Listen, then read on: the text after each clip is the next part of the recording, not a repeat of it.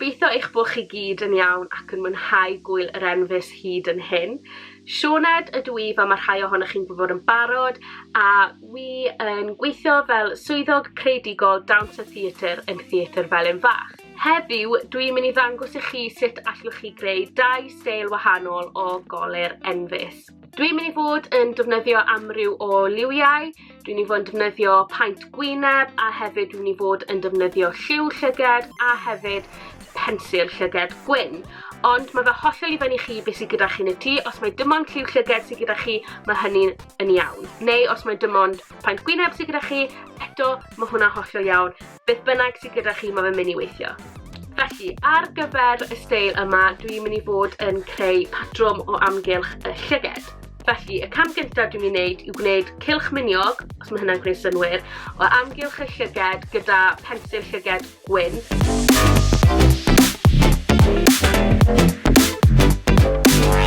Felly, nawr dwi'n mynd i fynd at y lliw llyged a defnyddio lliwiau i llenwi tu fewn y cylch miniog. Dwi'n mynd i ddefnyddio lliwiau'r enfys, felly dwi'n mynd i ddefnyddio coch, oren, melyn, gwyrdd, glas, porffor a phinc. Dwi'n mynd i gwneud nhw'n y trefen lliwiau'r enfys yn gros fan hyn, felly fel yn gweud, dwi'n mynd i aros o fewn y llinell gwyn yma.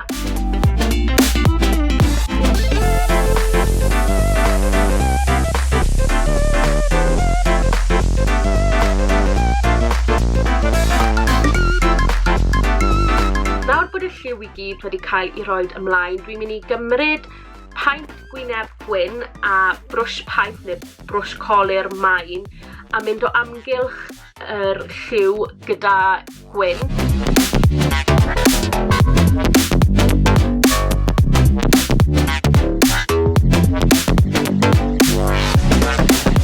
Dwi nawr yn mynd i gymryd lliw llyged du a gwneud ambell i gysgod o dan, felly ar y ochr fach i'r llinell gwyn, jyst i gwneud y patrwm yma godi tyma bach o'r gwyneb.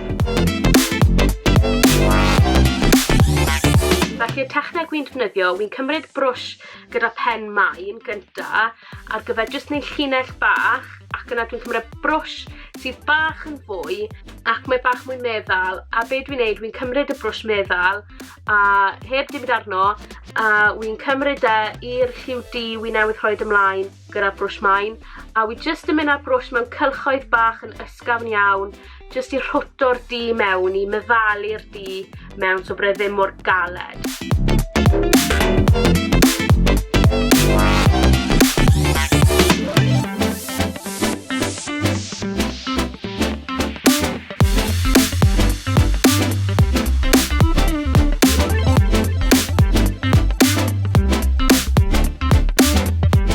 Dwi nawr yn mynd i fynd yn ôl at y paent gwyneb gwyn i cymennu lan ambell i linell lle dwi wedi cymryd y lliw llyged du dros y tyma bach, felly fi jyst yn mynd i cymennu lan tyma bach ac yna i orffen fydde'n rhoid mascara arno.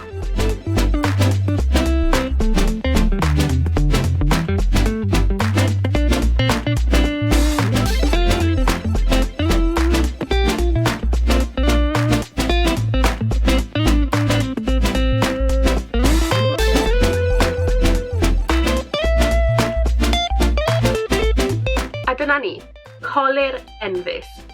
Gyda'r effaith yma, allwch chi ddefnyddio unrhyw liwiau, unrhyw patrwm i chi eisiau.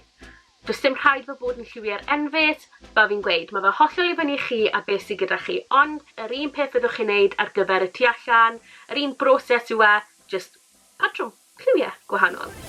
Yr ail steil wy'n mynd i ddangos i chi yw colir sydd yn edrych fel bod y enfys yn diferu i lawr eich gwyneb chi. Felly, yr un peth ar golwg diwetha wnaethon ni, wy'n mynd i gymryd yr pensil llyged gwyn a wy'n mynd i gwneud patrwm fel dŵr yn diferu i lawr y gwyneb, yn gros y gwyneb fan hyn.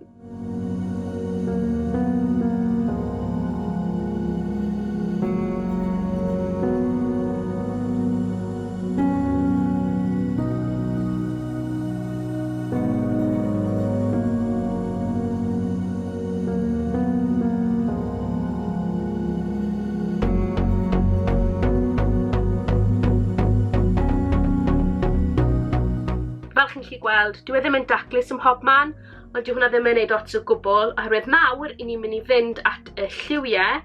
Wi'n mynd i ddefnyddio lliw llyged, ond allwch chi ddefnyddio paent gwyneb os mae hwnna sydd gyda chi. Ond fel fi'n gweud, wi'n mynd i ddefnyddio lliw llyged. Eto, fel o blaen, fi'n mynd i ddefnyddio lliwiau'r enfys yn dechrau gyda coch ochr hyn a gweithio ffordd draw oren, melyn, gwyrdd, glas, porffor, pinc. Felly, bant ni.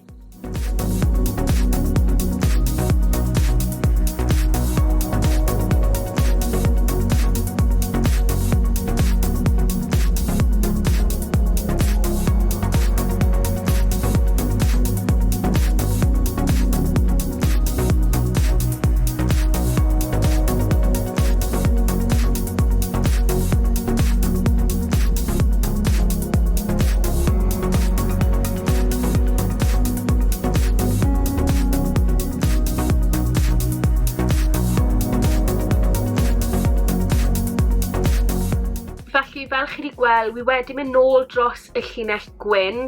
Tro yma nes i ddefnyddio paent gwyneb gwyn gyda brwsh colir gyda pen main. Nesa ni'n mynd i'r un peth y bynython ni o blaen, ni'n mynd i cymryd lliw llyged du a ni'n mynd i wneud cysgod o dan y llinell gwyn nawr.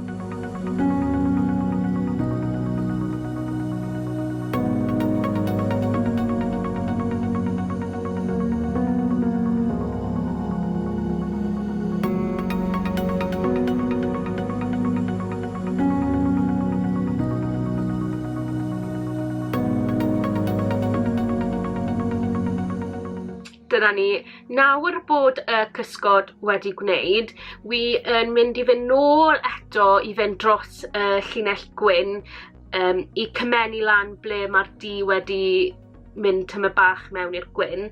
Hefyd, yn y cam yma, wi yn mynd i ychwanegu bach o paent gwyneb gwyn, jyst llinellau bach ar wilod y bit bach yma i creu effaith bod yr haul yn adlewyrchu ar y darnau yma sydd yn dod i lawr. Ac yna i orffen, wi'n mynd i rhoi mascara ymlaen.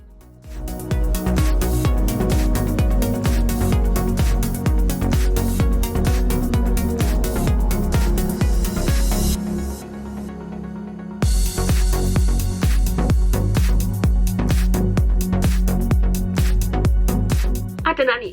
Colir enfys arall i chi. Gobeithio bod chi wedi mwynhau y tiwtorial heddiw. Diolch i chi am ymuno gyda fi. Hwyl!